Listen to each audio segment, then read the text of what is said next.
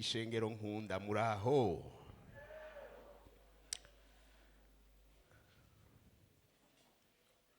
Narinda bakumbuye kandi nababonyemo amasura dukwiye guhurira Isiyoni nsha naho bamukanya Yesu yogaruka tukamenyana.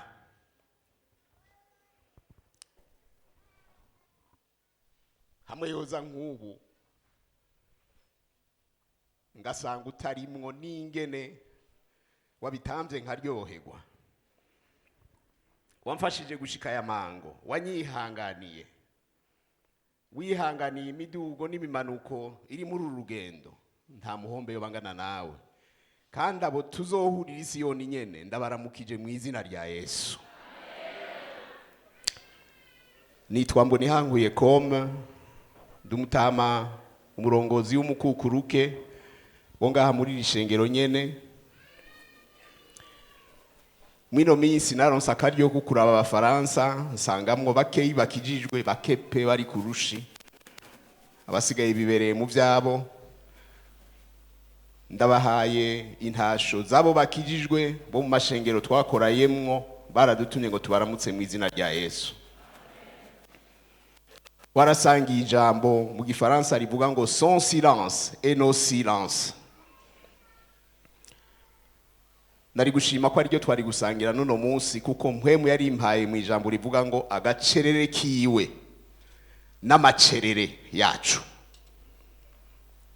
Hajya naho dusigura mu zindi ndimi, mpwemu akunda kuducakira mu rurimi twavukiyemo urw'ikirundi. Nico gituma ndabakunda, ubu ngira ndababwira ibindi mugabo mu rurimi rw'ikirundi rwacu noroherwa kurusha izindi zose. None n'iri jambo rero rivuga ngo nk'ubuyoza, nk'ubuyoza ubona araje. Abana bari muhira, papa na mama babasize muhira bakababuza utuntu bakora, bagaca basigara baradukora, kuko bababujije gusa umengo batumye baca bavuga ngo reka dupime. Umwe akaca abwira undi ati nk'ubu mama yoza, nk'ubuyoza. Uyoza ubu tukiri ngaha yitwa ngo iki? Mbega ni papa ni mama? Ahubwo ni Yesu. Nibaza ko atari indoto n'ibigereranyo. Yesu arashobora kuza n'ubu nyene turaha, ntararangiza mbere n'iyi message, itaranahera mukaja mubona araje. Nta kibuza ngo aze, nta kimubuza kubishitsa na kimwe coco kiriho. Nico gituma hagati yacu nagomba mvuge ngo abavyizera bamanika amaboko turabe ko barimo nkanje. Ego kabisa. Murabona ko ntari je nyene, sinzoba ndiko ndiyagisha, tuzoba tuko turayaga ibitwerekeye. Urakaza Yesu. Nimwabona ahantu handitse mu isezerano rishasha hose Maranatha, nukuvuga ngo urakaza Yesu. Yariyo ndamukanyo baramukanyo kutuvuga ngo Yesu ashimwe wanasifiwe. Abigihe c'isezerano rishasha banditse ngaha mu vyete n'ahandi baramukanya Maranatha, bipfuza ko Yesu yoza na burya. Umunyabyaha wa nyuma arindiriye ko yo kwihana n'ubu nyene, n'ubu yo kwihana. Mwoza muona tuduganwa twanditse za ndome zitatu biharaje ngo fe na ye na e. Fye twahise kanya kugukubita urugohe fye. Hallelujah. Haraho twibagirwa ko Yesu ashobora kuza umwanya wari wo wose, kandi tukibagira ko azoza busuma. Nico gituma dukwiye kwiyiba, kuza turiyiba rimwe rimwe, naho hari ibindi byinshi biduhanze, ibindi byipfuzo n'imigambi, maze tukaza turiyibutsa uko vyogenda hamwe twoja tubona dusesetsemo. kandi ntashobora kudusesekamwo ngaha gusa, si ngaha gusa ariko no mu buzima bwa misi yose. Hariya twirirwa, hariya twiga, hariya dukora, hariya tugaburira abana, hariya tuvyarira vya bibondo, hariya batuvyariye.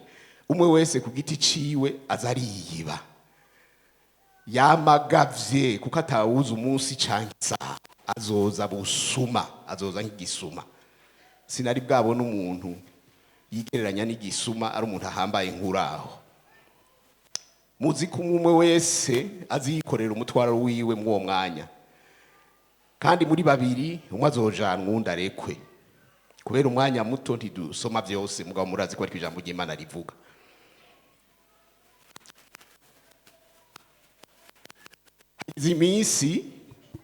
Hagize iminsi hari abacishamwo bakabitwibutsa. Harimo mbere na teme y'uno mwaka, izo zimanitse turiko turagira kuno mwaka. Hari ahantu havuga ngo kora unyarutsa ugifise umwanya. Mbivuze mu majambo yanje ni dukore nk'aho uyu munsi ari uwa nyuma mw'isi. Burya kije nico kivuga. Hari abandi uno munsi ari uwa nyuma, naho ntoba ndabibipfuriza. Muragabe ushobora kuba ari uwunyene. Mbere nejo mu miga mutamara bitwibukije ijambo rya nyuma yahereje ko hariya mu guheraheza, abandi ngaha baravyibuka.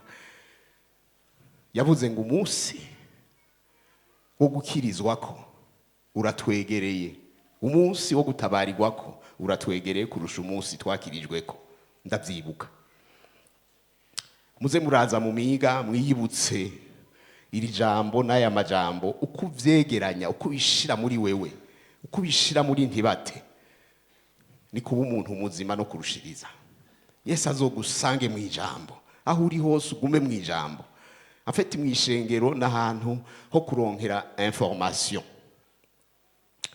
Mugabo formation ni hariya mu buzima bwa misi yose aha twenyene, kuko twagereranijwe n'umukwe n'umugeni.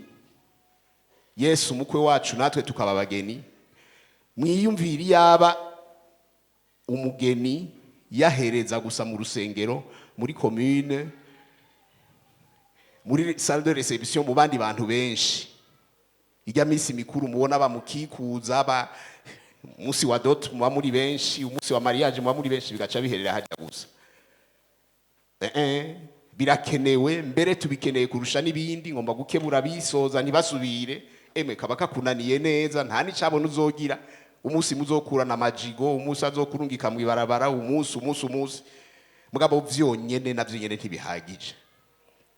Ubukwe nyabukwe burimo igice kigize babiri bagaragara atawundi arimwo, kiri mwibanga atanububona, kitemeye nta bukwe buba burimwo.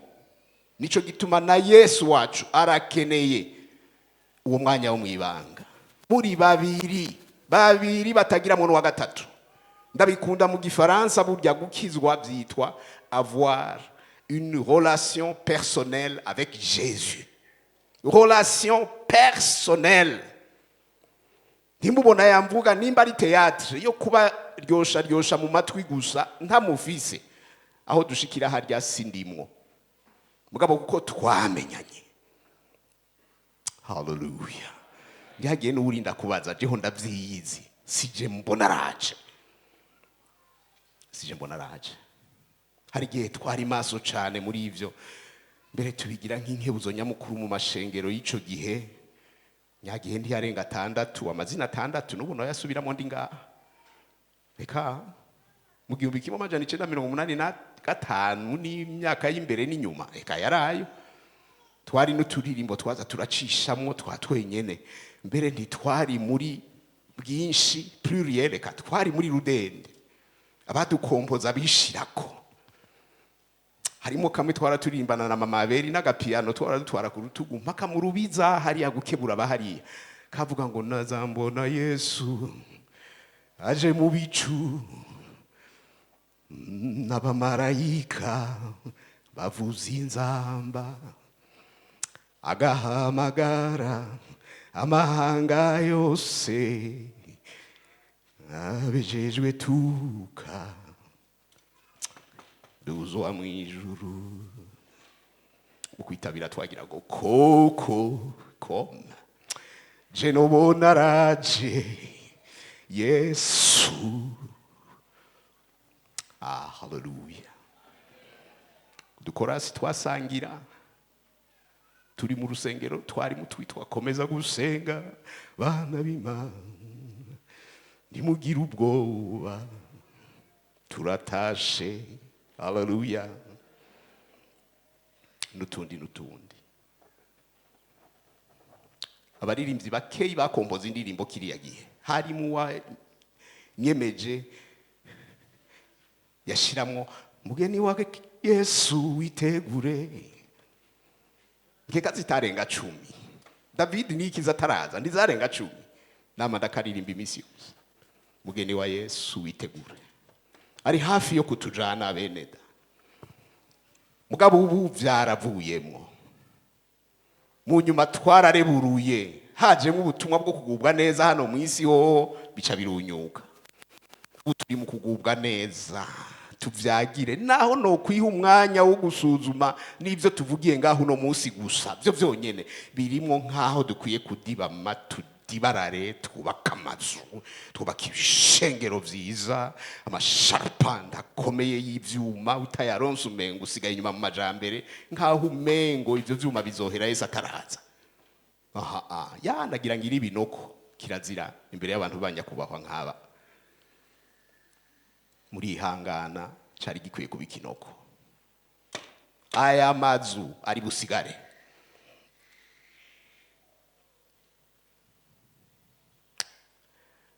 Yesu yasezeranye ko azoza kutujana. Azoza nta kabuza. Kujya hari ivyo yasezeranye kera hari ahambere bigashika. Niko nibizoza azobishitsa kujya nyene. Wo guhenda n'uzokubwira ngo ntibizoba. Ni kibazo c'umwanya gusa. Kuko nambi Imana iriho ikabishoboye nk'ivyishoboye nambi iriho kuko arabandi no hagati yacu bapfuye kuza mugo batembera kwiriho. Ntaco yizibira gushitsa ivyo yiyemeje gushitsa. Mwitege mbere mwongere mwitegure isaha n'isaha turajanwa. Umurongo wa mbere ngomba ko dusoma nivyo Yesu wenyene ubwiwe yivugiye. Yohana 14:3. N'urupapuro rw'ijana na 22 havuga ngo kandi ko ngiye kubategurira hanyu nzogaruka kubajana iwanje ngo aho ndi namwe abariho muba. Yohana 14:3.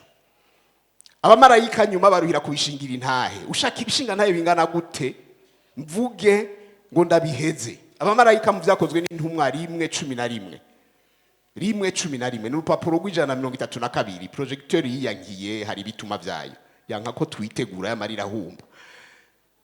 Handitse ngo azoza tyo nkuko mumubonye aja mu ijuru. Byavuzwe n'abamarayika ntibyavuzwe n'abantu. Intumwa zisigara zirabishingira intahe mbere zinavyitega zonyene zivyishirako nkaho nabo nyene bitazobarengana batabibonye. Abitesaloniki ba mbere 4:17 ndababaye ko mudashobora gusoma nkuko ndiko ndagenda kandi sishobora kubarindira ndavyijya saha aha nababaye vyaheze. Umwanya no wa concert suwijambo ndabiyizi uno musi n'uwindirimbo genda muririmbe mugabo wishaka wese ambwire ndashaka ndabitransmete directement kuri adresse yiwe. Ndabitegura umwanya munini ntimutinye biraha naho bija. Mbere no kuri flash biliyo numvise abandi musigaye mukunda ama flash. Tesaloniki ya mbere 4:17 havuga ngo maze natwe abazoba bakiriho dusigaye natwe bishiramwo tuzoca duteruranwa nabo mu bicu dusanganira umwami mu kirere. Haleluya.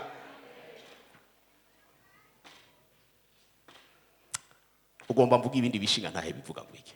Bibiliya yose kuva mu itanguriro mpaka mu vyahishuriwe ivuga ko azoza nta shwa ufise. Mbere n'umurongo wa nyuma ni ehendaza vuba. Ehendaza vuba. Urakaza Yesu. Babwire ngo uruvyaro rwacu niko rwabigabiwe. Umunsi Yesu avuga muri Matayo 16:28 ati ndababwira ukuri. Urupapuro rwa 24 abagomba kugumya amapaji ushaka kuzurandika 24 uko nyene. Ndababwira ukuri muri aba bahagaze hano harimwo bamwe batazobona urupfu gushitsa bazobonera umwana w'umuntu ariwe Kristo aje mu bwami bwiwe. aho yavuga ibi bagize ati ndatomboje azoba ari jewe. Beneda, urupfu nta numwe yarugenewe, nta numwe rugwa neza. Nicisutsemo kubera icyaha cyaje mu isi. Iyo rutakurijije wenyene ruriza abagukikije. Ariko muri aba baremwe mu ishusho ry'Imana harabazohabwa akabonus ko kutazoruhonja muri mwebwe no muri twebwe, kandi ni umunezero wabera. Niba ari umunezero w'intumwa ni umunezero wanje. Je nkiri umwana narakunda kurota nguruka, sinzi ko n'ubu byamvuyemo. Iyo umuntu ashaje ngo aragaruka karotour d'âge ugasubira kuba umwana, naho ntipfuza kwavura, ndipfuza kurota nguruka. Narabikunda cyane, sije nzobona raje ngo ngurukane mu bicu ntahonjeje urupfu. Nanje novuga nka Paulo ati natwe abakiriho, abazoba bakiriho, yemwe vyizere mu vyakire kuko bizoruhira kuba. Naho yoba yaracorotswe, kuko rimwe rimwe hari umuntu avuga ijambo rimuciye ahantu rika akabivuga atavyiyumviriye ko ryasohotse, ko ryamusohotse rizoshika vuba. Eka noneho ntugire ngo yaracorotswe, yabivuze yavyiyumviriye kuko azoruhira kubisubiramwo. Mbere abanjirije kakajambo kakandi iyo agomba kuvuga ikintu gihambaye aca babwira ngo ndababwira ukuri, kavuga ngo kuramwo ko ari ibinyoma kumwe mu bimenyereye, kumwe muhora mubigirana mu quartier na bya biporojo n'abandi babakoresha ntibabahembe, baruzuye kakumwa bien atanu bwanwa wigirira. Matayo 24:34-35 aza kubabwira ngo asubira kubivuga ngo ndababwira ukuri, abiki gihe ntibazorangira ivyo vyose bitarashika. Ijuru n'isi bishobora kuzorangira, niko havuga, niko handitse ngo ariko amajambo yanje yo ndacazoba. Haleluya. Ibindi byose bishire, mukine n'ibindi. Nimwumva bivuze abatunzi ba mbere kwisi, abanyabwenge ba mbere bo kwisi, bihangange bya ushaka bikinisha, mugabe byavuze Yesu, shaku urabaho vyandika ubishire mu bwonko bimate, nta n'inyuguti zovako. Iki gihe yavuga, iki gihe cyari igihe cy'umusukoni utanguye gututuza. Ni wasoma aya majambo, ni Israeli nka leta gusubira kwibumbabumba inyuma y'imyaka myinshi iri mu kinyago, kuko cyari gihano c'Imana ngo itwaguko. Biri mu mateka. Burya byabaye mu 1948 itariki 14 z'ukwa gatanu, niho ONU yatangaje Israeli nka leta. Igiti cyari gitutuje mugabahaho ngo gitanguye ni n'imbere yaho. Uruvyaro rero namba rumara imyaka 100 uko abahinga bavuga, muca mubona imyaka isigaye kugira ngo rurangire. Abazi guharura toru dukalculatrice cyangwa ubigire no ku mutwe, 148 guteranya 100 bingana bingahe? Hamu ucukura mu yitumaze hasigaye ingahe? Iri kurushi rumwe ntarabona.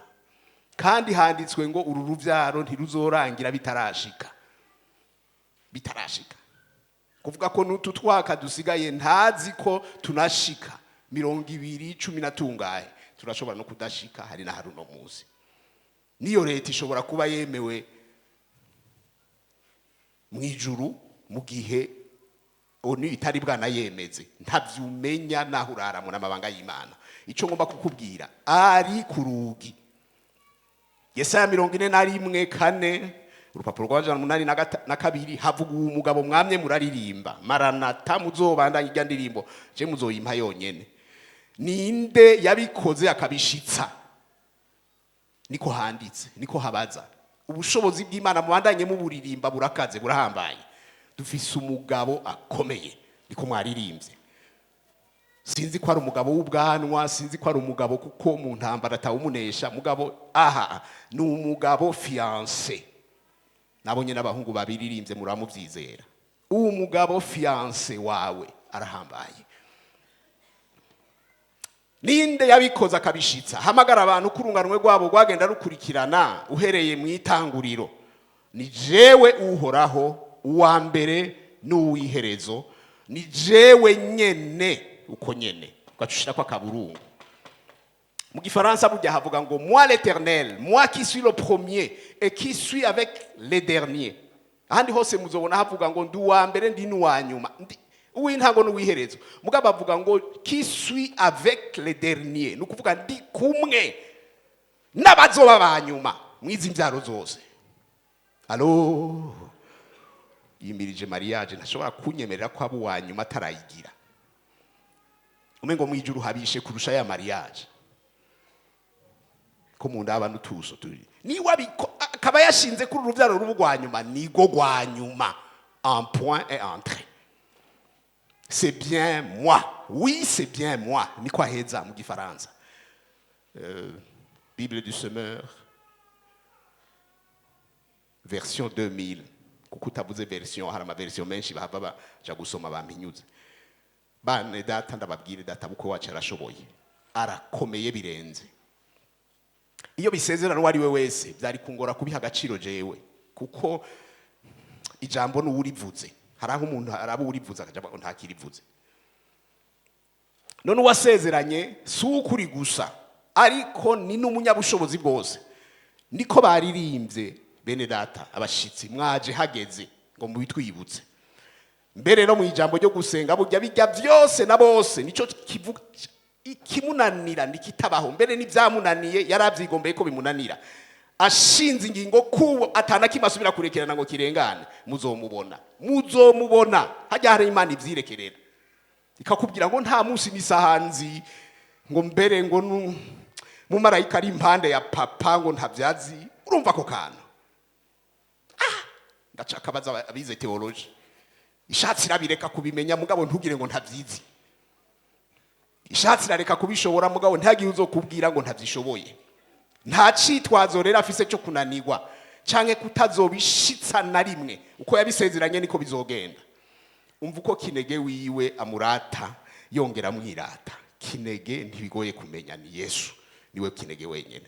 Yohana 10:29-30 urupapuro rw'ijana 17 havuga ngo data yabampaye ni waruta bose.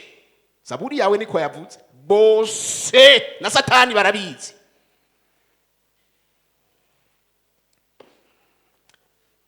Abandanya avuga ngo nta ushobora kubanshikura mu kuboko kwa data. Shira kwa kaburungu warashitseyo nagushikure ndabe. Nababwiye ngo niyo ndi nuko mfise assurance ko nashitse mu kuboko kwiwe nta ushobora kubanshikura. Amarira avuga ngo jewe na data just one. Turumwe ntagira uzovuga ngo turi babiri. Data bukorera arashoboye. Mutureke mukanya dutwenze atwenze umukazana wiwe atuja kuja kumaranira ya myaka 3.5 bazoba batujanye kumuramutsa muraja kubibona abo tuzoba turi kumwe. Bo tutari kumwe bye bye hari byo utaja kubona. Mugabo Bibiliya mu kuduhonja yavuze ngo ivy'amaso atigeze kubona mafu ndakuye na marinette hari byo ntarabona vraiment marinette ntavyo uranyereka urongira ni hanagure ku maso ngira nje kubibona. Ivy'amatwi atigeze kumva ndagushikuye matwi wanyumvishije uburofa bwinshi ungiye kumva ivyo utigeze wumva. Hallelujah. Yabibikiye abayizera. Hallelujah. Yabibikiye umukazana yakunzwe ugwakabura rugero. Ndanezerewe ko ndi muri uwo. Uravye ivyo yakoze n'ivyo akora birakubarira ko adasanzwe. Abandi bamuvuze ukundi mvuge ngo iki si umuremyi gusa oya ni n'umuzigamyi w'ivyo aremye ni n'umushoferi w'ivyo ariko ararema. Nanditse muri Bibiliya yanje ahantu nasanze muri Zaburi hariko haravuga ubwiza bw'Imana hageze utwaro isi nk'umushoferi w'umuhinga. Kubura umwanya mama we ndabihevye muzobitora mu ijuru mukanya aho dushikira barabibabwira. Vitesse isigirako iguma intera ubwoba kumengo narihenze nandika ibitari ivyo. Ibirometero 30 ku musegonda kuva hagushika hari abene data bavuye mpaka hirya kuri Livingstone mpaka hirya mu Kabezi umusegonda umwe. Umusegonda ukora ngo iki? Abahanze amaso ijya saha igenda nabi mugabe yiwanje igenda neza igira gutya ngo ubona umusegonda uraheze. Mwashitsi wanyu fye byaheze.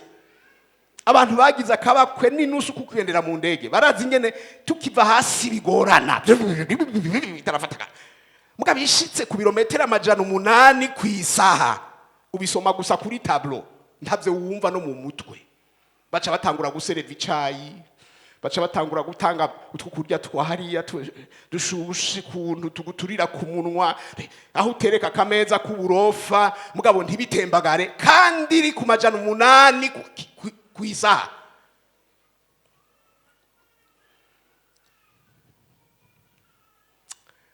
Kandi abirekere Dr. Hippolyte azobibabwira undi munsi hari bindengeye mugabo abahinga bari bakwiye gukizwa imbere yacu kuko kaga vitesse mubonaho ku macuniro je bamaze kumfata gatatu kubera ngo narengeje ibirometero 40 ku isaha nanje ndiko ndakwirikiza ujya murongo gusa kuko korunyarutsa ugifise umwanya si ndavyi mwaho nkeka gwanyu mufise mwinshi jewe ndazi ko nta nawo narawumaze gatatu kose ngurya ari harya byarananiye no kwihanura nubu ningenda baransubira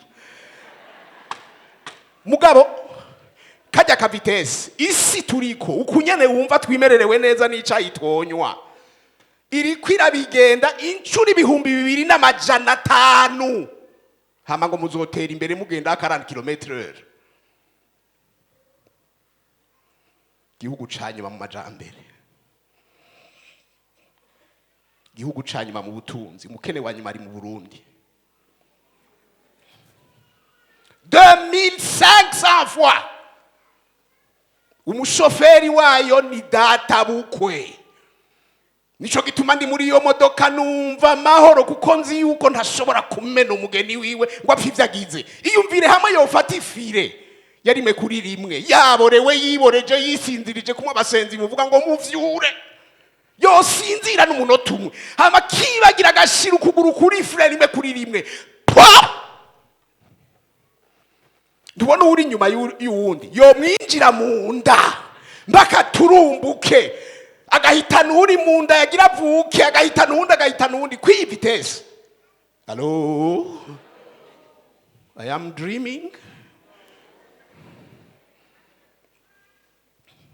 Ku mwanya waheze ndabibarekeye muzobibaza tugezeyo. Inkwano zaratanzwe.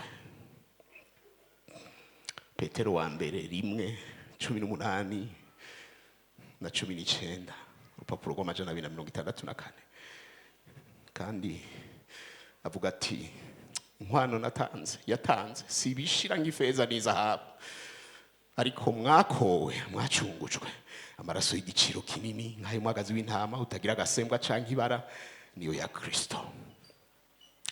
Ndabona umukwe ashushe agomba kwiyizira mpaka atujane. Uja gusoma imigani 8:22-31 aja kumusanga yashushe isi taranaremwa. Yavuga ngo niginagura mu isi yayo yaganutse mpimbagwa n'abana b'abantu. Yesu wenyene niwe yabivuga. Nakuma niginagura cyampimbara kwa rukuraba mu maso y'umwana w'umuntu. Taraburogwa agira ngo nobu wakunze wagwisutsemwo mama we umugeni wawe nyezi utaramuronka Cerere Yesu afise ndayizi indawo yibwira wayirayeko si wazobona rero turashitse ko yatanze inkwano ko yahejeje byose ko atana kime gisigaye ibimenyetso byose hagati ya 95 gushika ku 99 naho baza YouTube naho baza abahinga naho baza bavuga butumwa naho baza ibitabo ibyo bimenyetso byose byarakwiye byose nta na kime kibuze kugira ngo aze. Alors mureka ashuhe mureka arengegwe mureke arindira biva mu bise vyiwe nkuko Yesaya yabivuze kuko agiye guhaga. Atubonye dushitse muzoza mubona yuzuzwa muzoza mubona haga atariye muzoza mubona avugishwa ibicuba nka bimwe Adamu yavugishwa akibona Eva arengegwe ubwenge burengegwe nuko gwe butarengegwa nka gwanje abahungu bari hagati yacu murazi uko bigenda, mugabo tweho nkaho umugeni bite twifashe ngwiki, turi mu biki?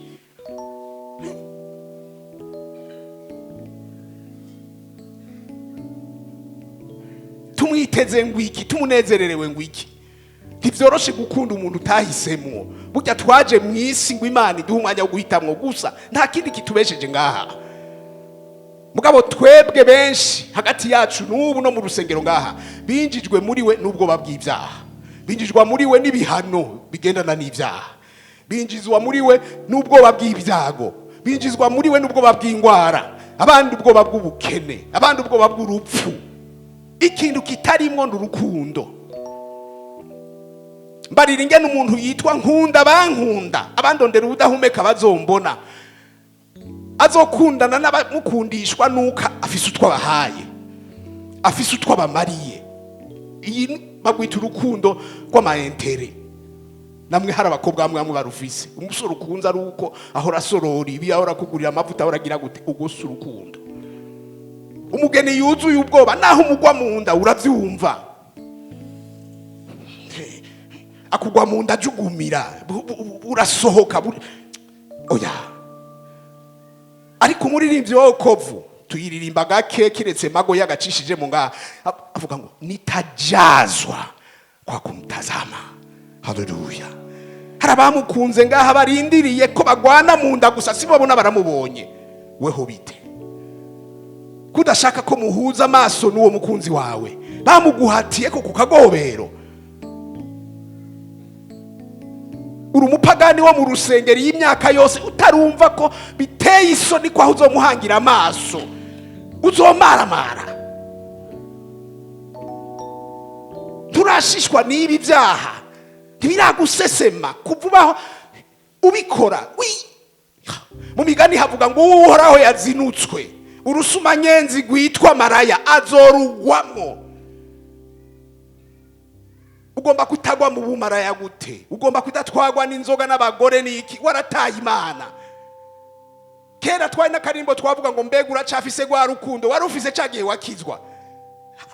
Haraho ugumva, haraho bikugaruka mu kumva bya bigumbagumba bwa buryohe, wa mugisha wa mufiance wawe, wa musi mwashikirana. Umuririmbyi ati ndacibuka umunsi mwiza nakwemereye ko. Wowe urawibuka? Hari ico bikubwira? Nta mwanya nsigaje. Mugabe iminota mikeyi yose isigaye, ishengero ryose rihaguruke tuvugurura urukundo rwacu na Kristo. Kwa ntabaye nkarangiza naho ndarangije, aguhaye akanya ko kwiyumvira icurico mu bugeni bwimirije ahazira, kuko ashobora kuza ubunyene nk'ubuyoza wo buwandi. Abiteguye nabo kureka vrema tubareke. Mugabo ndabakebura akantu, aho kwayo mabutiki yose atuzungurutse hari abaho ibintu vyitwa pamplex, n'ibintu bazibiza abana iyo bigoranye, wamengo n'ivyo abana gusa. Mugabo ubu genda muzigure zitararangira, stock ntizibacikane, kandi mugume muzambaye. Akaza murayayoza amashi.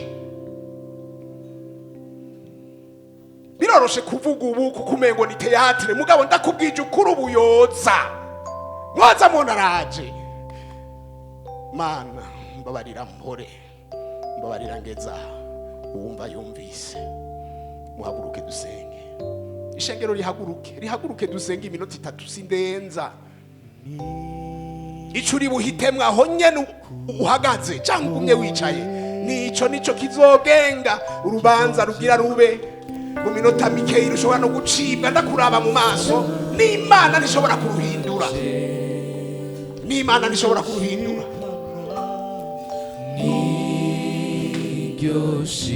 n'Imana ntishobora kuruhindura, n'Imana ntishobora kuruhindura. Ugomba kuba umugeni canke ukaba umugina, hitamwo. Ugomba kuja mu ijuru canke mu rupfu. Naha iminota 3 ngirenga, n'abasije nabahamagaye, Imana nicabona.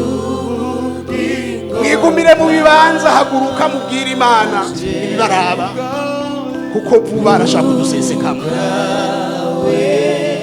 Yesu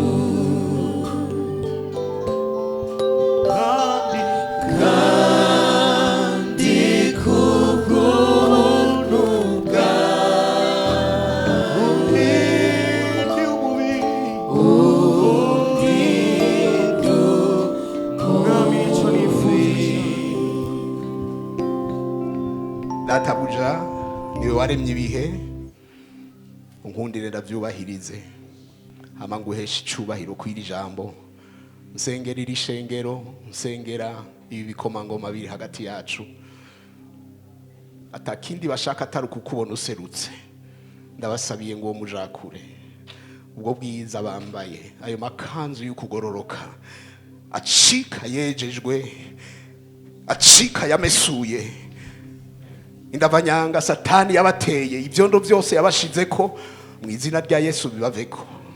Turonse umwanya wo gukebugwa kushobora kuza n'izi saha n'uyu mwanya, ntaco kubuza. Urakaza Yesu, urakaza uzudusanga, ntaco dufise ngaha twanze co tuza kukwakira, ntaco kirico. Ubwiza bwacu uko bimeze kose ntibisumba ivyo dubikiwe iyo hejuru mu ijuru, kandi umukunzi dufise ni wewe, ni wewe udahemuka, ni wewe sheri w'amasheri. Haleluya. Abandi bose tuzojana ku mpanda bagaruke birondere mbere amapine de reserve, mugabo wewe utwomako mpaka no mu rupfu. Nico gituma ngo usabye ngo bagire neza, kuko Imana igira neza. Ndasengeye n'abatari bwa kwakire nk'umwami n'umukiza, nk'umufiance w'ubugingo bwabo, ubemerere kuri uno mwanya bakwakire mu bwitonzi bwabo bwose, babivuge bazi yuko batabisubiramwo ukundi, batari ko barakinisha Imana ikinishwa. Hanyuma ubagirire neza nk'Imana, ubaharire ibyaha byabo, ubategurire kandi batunganirize urugendo, babihisemwo bavyigombeye, ubagirire neza nk'Imana. Wamusuma ku musaraba nta minota isumbi yarakeneye, kandi yarabutashe, nabo barabutashe mu izina rya Yesu. Ndasengeye abasubiye inyuma bariko barafyina ahafyikiye, bigereza ko baca gukina n'ibyaha, bagutaye ngo arahandi boja gutora uwo mungana, mu izina rya Yesu bashoboze kugaruka mu ruhongore. Wa mwana w'icangazi yahagarutse arira, bareke barire nka Petero, barire nk'abandi bose byagendeye uko byabo byagenze, mugabo bareke kwigumya, bareke kwihagararako. Ishengero riragukeneye, ishengero rirabakeneye, rirakeneye inkomezi bahora bakoresha. Ndavuguruye urukundo rwabo rwa mbere ngo rugaruke mu izina rya Yesu. Uburi cubagaya ko niwaza gutora ishengero, ubagirire neza. Naje aho ugendera abandi ntunyibagire, undinde ugusamara kose, umpe gukora nk'uwari wo munsi wanje wa nyuma. Ndabikubahiye, tugukomeye amashi, tugushima, tuguhaye amashimwe kuko uri Imana nziza.